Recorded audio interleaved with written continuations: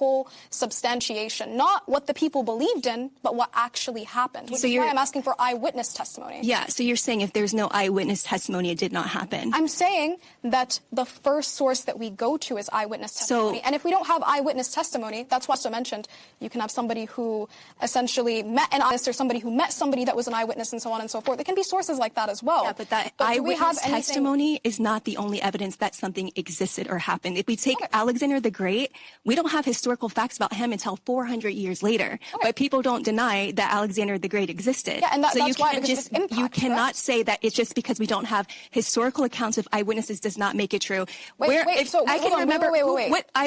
agree that we don't have historical eyewitness account was in the cave with Muhammad? Okay, to me that kind of just seemed like you're conceding that we don't have any eyewitness testimony, because you saying that eyewitness testimony is not the only fact after I've been spending the past couple of minutes trying to get eyewitness testimony seems like a concession that there is none.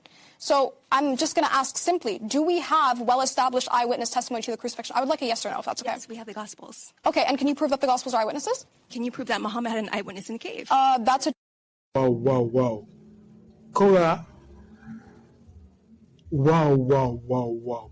I cannot believe this. Kora is asking for author who was an eyewitness or someone who met the eyewitness. Kora says she will accept a crucifixion story from someone who met the eyewitnesses or any of the eyewitnesses. Paul was a friend of many of the eyewitnesses. He met the eyewitnesses. He discussed with them. He had information from them. Paul wrote about the crucifixion story. Paul wrote the importance of the crucifixion.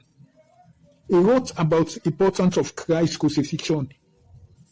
Out of the 13 letters scholars agree with, Paul is the author of those letters. Scholars agree Paul is the author of those letters. Will Kora accept those letters Paul wrote in the 50 AD, where Paul mentioned about Jesus' crucifixion?